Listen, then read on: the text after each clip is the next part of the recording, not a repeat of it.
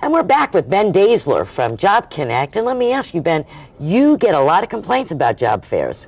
Yeah, unfortunately, well, in this economy, people go to job fairs expecting to turn in a resume, possibly for an interview on the spot, but the reality of it now is most of these larger companies have online applications.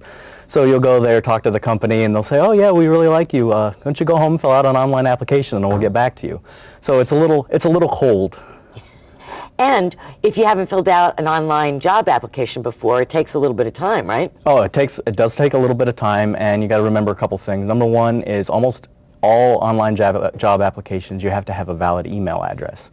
So before you go fill out a job application, go to Yahoo, Hotmail, set up a free email, so that way you can have an email address, because they won't let you complete the application without a valid email address. Okay, and if you don't have a computer at home for people, just remember that you can get free computers at the library and also at JobConnect. At JobConnect, correct. You've got a couple.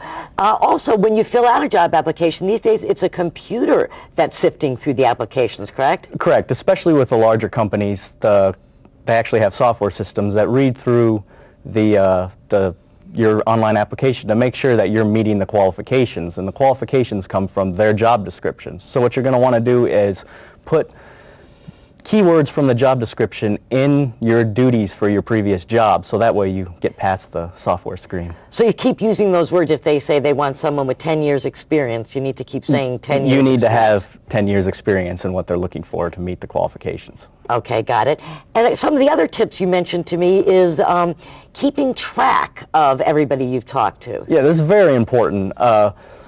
Especially now, I know people are applying for hundreds of jobs and they have no idea what they've applied for. So what I recommend a lot of people do is keep track of it on a spreadsheet, Microsoft Excel. If you don't know Excel, you can just put it on Word or even just a notepad to keep track of who you've called, who you've talked to. That way, if someone calls you back, you're not saying, oh, who did I talk to? I talked to you. That way you can keep track of who's contacting you and who you need to talk to. Right, like, or Ben who? Where are you from? Exactly. And it also helps with follow-up. You can have a time frame of, I talked to Susie on Tuesday, I'm going to follow up on Friday. Okay. Also, you're saying it's a full-time job, looking for a job. Looking for work is a full-time job. It's very important to treat the job search process as a job. So you get up in the morning, have your coffee, get the kids off to school, and treat it like you would if you were going to the office. You need to look for work full-time during the day. What do you say to people who are discouraged? I mean, yeah, look for work all day, but where are the jobs? The best thing actually is online, of course, because a lot of things are online applications, but going out isn't a dead art. You can still go out. I mean, because a lot of times, well, finding a job is 99% luck anyway. If you walk into a place and they have had someone quit or they fired someone that morning, they may need someone. You might get an interview on the spot. So going in person isn't a dying art. All right. Thanks very much, Ben. I appreciate it. Coming up next, Metro Police want to make sure that you're not taken in on the latest scam.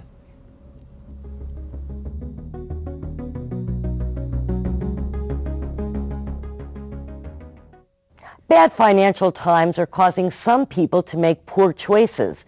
And as Metro Police tells us, it's leaving many of them victims of scams. And it's the old adage, if it looks too good to be true, it is. Lieutenant Robert Sebi is warning consumers of a new financial fraud. The concept is simple. You receive a check in the mail with little information. You cash it, believing it to be a government stimulus check, a rebate, or just a lucky oversight that's worked in your favor. In fact, it's just the opposite. Thieves now have your banking information, and they aren't playing around. And I've got your account now, so, okay, I send somebody to Vegas, walk in, do a counter check, and take out all of your money in your checking account, or if it's tied to your savings account or your retirement fund. I'll drain them all. The checks are often made out for thousands of dollars, and there's no explanation. So why are consumers cashing them? A lot of times it's greed. It's not understanding. It's just the fact I need the money. Even if it's bad, I can always pay it back later. And that's not how it works. Because if you don't have the money to pay, you're going to end up with a closed account.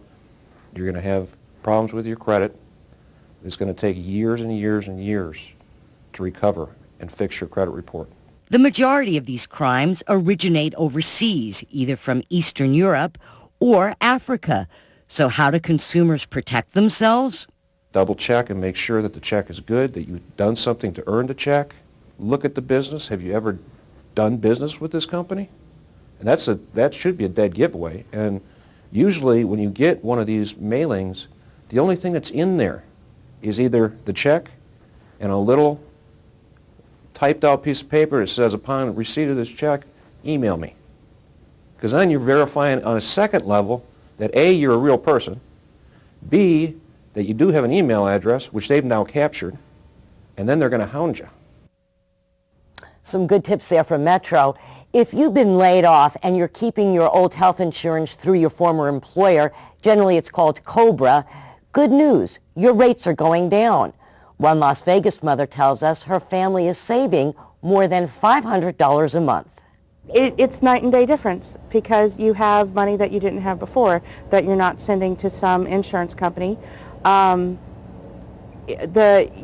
insurance is peace of mind that you're not going to take a financial hit if you have a condition that you need medical coverage for, to see a doctor, to be in a hospital, to get prescriptions for, etc. The insurance is peace of mind, but paying less for it is even better. The reduction is part of the federal stimulus plan. It only affects you if you were laid off between September of 2008 and December of 2009. There's some other limitations. We have more information on our website. And now, the Daily Dose, our roundup of interesting websites. First up, Recession Rewire. It has some good tips for saving money, but what I really found useful was the section Laid Off 101. Tells you what to do, how to cope, what are some of the first steps you should take, as well as giving you some tips for finding a job. For people who cook, now that isn't me, it's Great Depression Cooking with Clara. Clara has her own channel on YouTube serving up specialties that her mother made during the Depression. And job seekers are now marketing the recession as a way to make money. This wristband, Laid Off Worker Needs a Job, is being sold on the web. They claim they're a conversation starter and that the wristband has led many people to getting jobs. And all the links to the Daily Dose are on our website. We've also got some other helpful information for you, like the foreclosure workbook. Our web address, vegaspbs.org/rx. I also want to thank you for your comments. Keep them coming. You can email us or find us on Facebook. And next week on Recession Rx, we're going to look at the psychological effects of the recession. Until then, I'm Cathy Hanson.